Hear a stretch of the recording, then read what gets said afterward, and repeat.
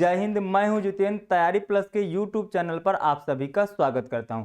सभी लोग रेडी हो जाओ दोपहर की टेबलेट लेने के लिए। चलिए सीधा चलते हैं क्वेश्चन पर। पिछली क्लास में हम लोगों ने आपको 58 तक के क्वेश्चन करा दिया था।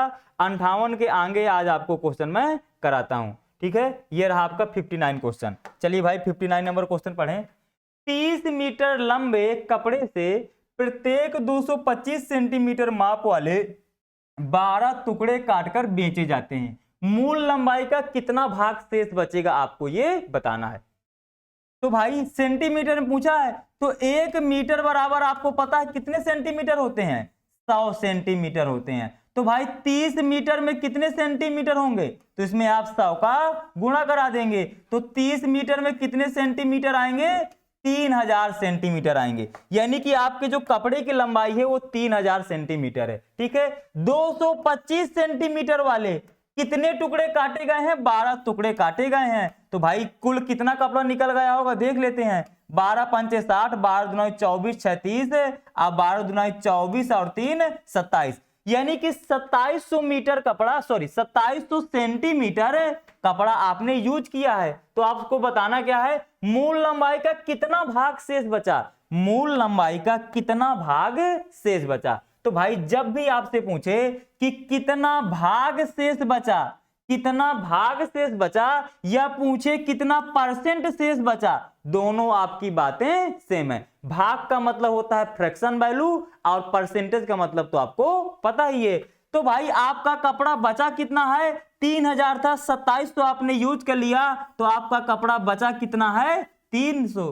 कितना बचा है? 300 सेंटीमीटर। और जब भी आपको परसेंटेज निकालना होता है तो भाई आप हमेशा नीचे किसको रहते हैं? मूल वैल्यू को। और मूल वैल्यू आपकी कितनी है? 3000। ठीक, तो भाई इसको आपने काट दिया, ये 2 जीरो से 2 जीरो और 3 से काट दिया 10, यानी कि 1/10 आ गया। यानी कि आपका कितना भाग बचा है कपड़ा? 1/10 बचा है। यदि आपसे इसी में पूछ लेता कितने परसेंट बचा है, तो बस आपको सिर्फ और सिर्फ परसेंटेज में बनाने के लिए आपको सिर्फ 100 का मल्टीप्लाई ही तो कराना था।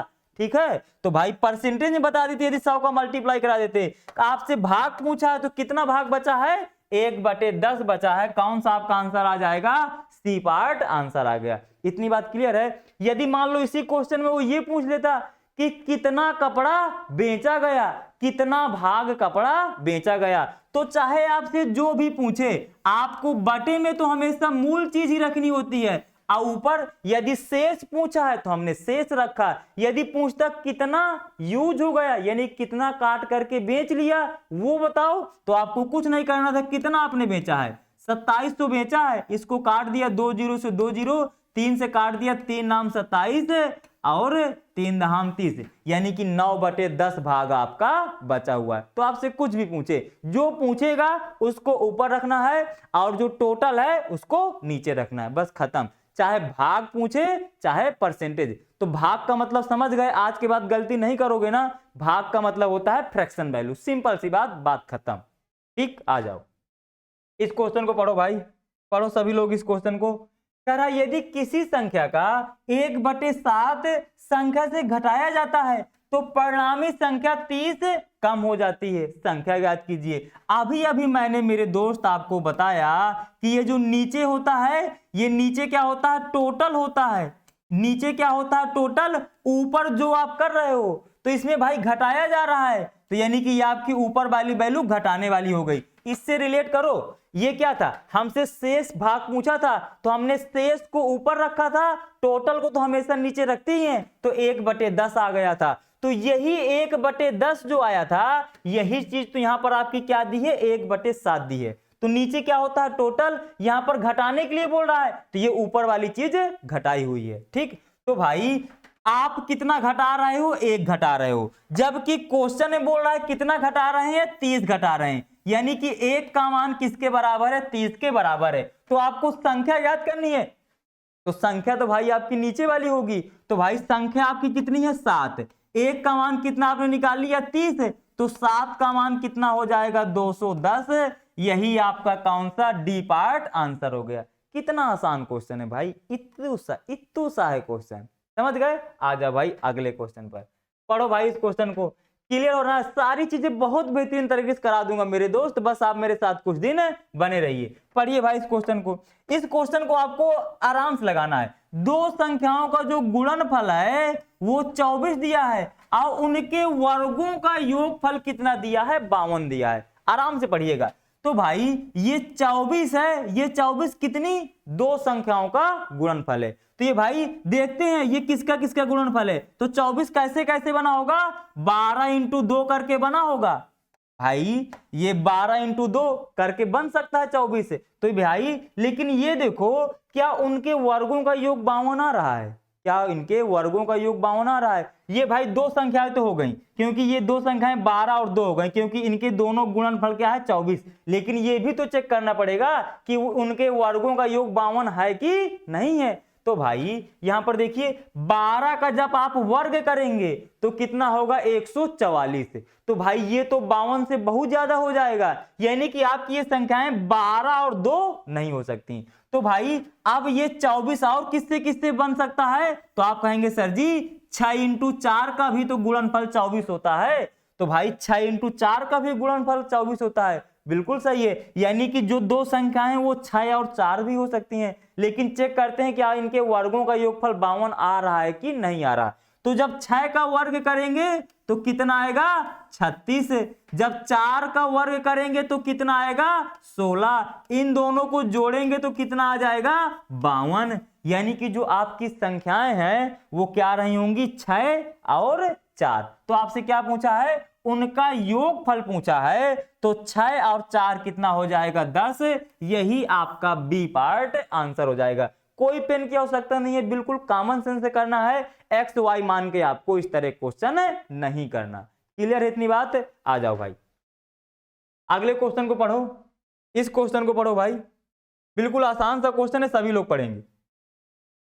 यदि एक संख्या के 5 गुने, हमने मान लिया एक संख्या है एक्स, इसके एक्स मानते हैं, हाँ एक संख्या है आपकी एक्स और एक्स के 5 गुने। 5 गुने का मतलब होता है 5 का गुणा करा देना। 5 गुने में 10 घटाया जाता है, तो हमने 10 घटा दिया। तो वह संख्या उस संख्या के यानी कि इस संख्या के 4 गुने मतलब 4 गुना मतलब 4 का गुणा करा देना। गुने में 8 जोड़ने पर मिलने वाली संख्या बराबर है। 8 जोड़ने पर मिलने वाली संख्या के बराबर है। तो भाई जैसे हमने 8 जोड़ा तो ये जो आपको संख्या मिली इसके बराबर है। वो साफ साफ बोल रहा है, बस आपको घटा देना है। इसको आप इधर ले आइए और इस 10 को उधर ले जाइए। तो 5x में 4x जाएगा तो आपका बचेगा x, और ये प्लस का 8 लिखा है, उधर जाएगा तो ये प्लस का 10 हो जाएगा। तो 8 और 10 कितना हो जाएगा? 18। तो आपकी संख्या क्या आ गई? 18। यही आपका बी पार्ट आंसर हो गया। एक लाइन में आंसर आएगा, कोई दिक्कत वाली बात नहीं है। क्लियर हो रहा है ना? एक बार सभी लोग थम्स अप करके बताएं कि हाँ सर क्लियर हो रहा है। यदि किसी प्रकार का कोई डाउट है आप कमेंट करके बताइए, अगली क्लास में आपका वो डाउट क्लियर हो जाएगा। बस आप क्वेश्चन नंबर लिख दीजिएगा कि सर हमें इस क्वेश्चन में दिक्कत है। ठीक है, आ जाओ भाई इस क्वेश्चन को पढ़ो। जब किसी संख्या के 8 गुने में 4 जोड़ा जाता है, तो भाई हमने मान लिया कि कोई संख्या क्या है? वो है x। इसके 8 गुने में मतलब 8 का गुणा करा देना। तो ये हो गया 8 गुने में जब 4 जोड़ा जाता है तो हमने 4 जोड़ दिया। तो प्राप्त परिणाम 3 अंकों की सबसे छोटी संख्या है। तो भाई जो प्राप्त परिणाम हो रहा है वो 3 अंकों की सबसे छोटी संख्या है, और 3 अंकों की सबसे छोटी संख्या क्या है मेरे दोस्त? 100। ये आपको पता होना चाहिए। 3 अंकों की सबसे छोटी संख्या क्या है? 100। 2 अंकों की सबसे बड़ी संख्या कितनी है? 99। 2 अंकों की सबसे छोटी संख्या कितनी है? 10। क्लियर है? अब भाई इसको आप उधर ले जाइए। तो इसको जब आप उधर ले जाएंगे तो 100 में से 4 घट जाएगा तो बचेगा 96, और 96 को जब 8 से काटेंगे तो 12 8 96, यानी x का मान आपका कितना आ जाएगा? 12। कौन सा आंसर हो जाएगा आपका? ए पार्ट आपका आंसर हो गया। क्लियर है इतनी बात सभी को? आगे चले, आ जाओ भाई अगले क्वेश्चन को देखो। इस क्वेश्चन को पढ़ो। दो संख्याओं का योग 22 है। ठीक है, दो संख्याओं का योग 22 है। एक संख्या हमने मान लिया एक संख्या है x, तो एक संख्या का 5 गुना यानी कि इसमें 5 का गुणा करा दिया। दूसरी संख्या हमने मान लिया y, दूसरी संख्या के 6 गुने के बराबर है। तो भाई दूसरी एक संख्या का 5 गुना दूसरी संख्या के 6 गुने के बराबर है, हमने बराबर कर दिया। इतनी बात क्लियर है। एक संख्या का 5 गुना हमने 5 किया, दूसरी संख्या के 6 गुना, तो दूसरी संख्या हमने y माना, उसका 6 गुना किया। बोल रहा है बराबर है तो हमने बराबर कर दिया। ठीक, अब देखिए ये x हुआ, इसको थोड़ा सा और मैं नीचे लिखता हूं, ये आपका x हुआ। इस y को इधर बटे में ले आओ, ये गुणे में था तो इधर आ गया बटे में। यहां पर ये 6 लिखा था, लिखा रहने दिया। ये 5 इधर गुणे में था तो ये आपका किस में आ गया, बटे में। इतनी बात सभी क्लियर है। अब देखिए ये x का मान कितना आ गया 6, y का मान कितना आ गया 5, यानी कि x कितना है 6, y कितना है 5, आपने मान लिया। तो भाई एक संख्या आपकी आई 6, दूसरी संख्या आई 5, तो दोनों संख्याओं का योग कितना आएगा 6 5 11। दोनों संख्याओं का योग कितना आएगा, एक है 6 दूसरी 5, दोनों संख्याओं का योग 11 आया। जबकि क्वेश्चन में बोल रहा है कि योग 11 नहीं है, कितना है 22 है, यानी कि 11 का मान 22 है, 11 का मान 22 के बराबर है। तो अब मुझे आप बताओ इस संख्या में ऐसी कौन सी संख्या का मल्टीप्लाई कराया जाए कि इसके बराबर हो जाए। तो आप कहेंगे सर जी इसमें 2 का मल्टीप्लाई करा दीजिए तो इसके बराबर हो जाएगा। भाई ये तरीका है, या तो आप सीधा सीधा निकाल लो। 22 का भाग 11 में 2 कितनी बार जाएगा, 2 बार, तो आपको पता चल जाएगा किसका मल्टीप्लाई कराना है। 22 का भाग आपने 2 में दिया 2 बार, 22 का भाग आपने 11 में दिया 2 बार गया, यानी कि 1 का मान आपका आ गया 2। तो आपको क्या बताना है, दोनों में से बड़ी संख्या बतानी है। दोनों में से बड़ी संख्या कौन सी होगी, ऊपर वाली, यानी कि 6। 1 का मान 2 आया है तो 6 का मान कितना आ जाएगा 12, यानी कि बड़ी संख्या रही होगी 12। यदि छोटी पूछता तो कितना हो जाता, 5 दूनाई 10, तो छोटी संख्या हो जाती 10। बड़ी पूछा है तो आपका यही ए पार्ट आंसर हो गया। इतनी बात सभी क्लियर है। आ जाओ भाई फिर अगले क्वेश्चन पर। इस क्वेश्चन को पढ़ो सभी लोग इस क्वेश्चन को पढ़ेंगे। बहुत आसान सा क्वेश्चन है और बिल्कुल विथ इन सेकंड में आप सभी का आंसर आना चाहिए। पढ़ो भाई सभी लोग इस क्वेश्चन के, सभी लोग पढ़ेंगे इस क्वेश्चन को और सभी लोग विथ इन सेकंड में इस क्वेश्चन का आंसर देंगे। यदि किसी संख्या को 2 गुना करके उसमें 20 जोड़ने पर, यदि किसी संख्या के, मान लिया वो संख्या है x, इसके 2 गुना करके उसमें 20 जोड़ने पर वही उत्तर मिलता है जो उसी संख्या यानी कि x में 8 गुणा करके उसमें 4 घटाने पर मिलता है। यही तो कह रहा है भाई कि 2 गुना करके 20 जोड़ने पर वही उत्तर मिलता है जो उसी संख्या यानी कि x के 8 से गुणा कराने पर, तो 8 से गुणा करा दिया, से गुणनफल में 4 घटाने पर, तो भाई वही उत्तर मिलता है। मतलब ये दोनों बराबर हैं। बस अब आप इसको इधर ले जाइए, तो ये भाई 20 है, ये माइनस का 4 है तो इधर आएगा प्लस का 4 हो जाएगा, तो 20 4 24 हो जाएगा। ये प्लस का उधर जाएगा तो भाई ये कितना, 8 में से 2x चला जाएगा, बचेगा 6x। इसको काट दिया, 6 चौको 24 है, तो x बराबर आपका कितना आ गया 4। कौन सा आंसर आ गया, बी पार्ट आपका आंसर आ गया।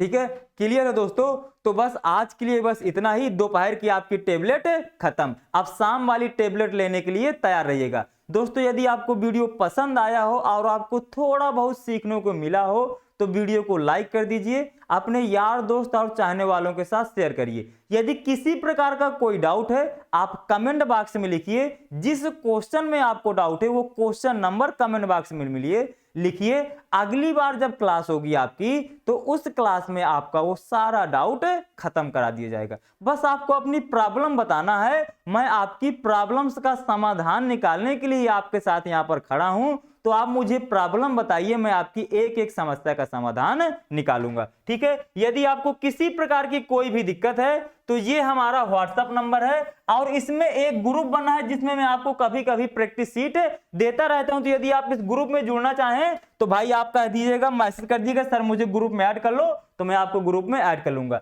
ये टेलीग्राम चैनल है, यहाँ पर आपको सारी पीडीएफ मिलती है। ठीक है, और भाई देखिए ये आपके बैच चलते हैं, ये आपके ये आपके 3 लाइव बैच चलते हैं। दोपहर को 2 बजे एडवांस मैच चल रही है, रात को 8 बजे अर्थमेटिक चल रही है और रात को 9 बजे आपकी रीजनिंग चलती है। और ये 15-15 मिनट टेबलेट तो आपकी चली रही है। ठीक है, तो ये ऊपर के 3 बैच आपके लाइव होते हैं, ये दोनों आपको रिकॉर्डेड में मिलते हैं। ठीक है, तो चलिए भाई मिलेंगे शाम वाली टेबलेट पर। तब तक के लिए बाय बाय, टाटा, जय हिंद, थैंक यू।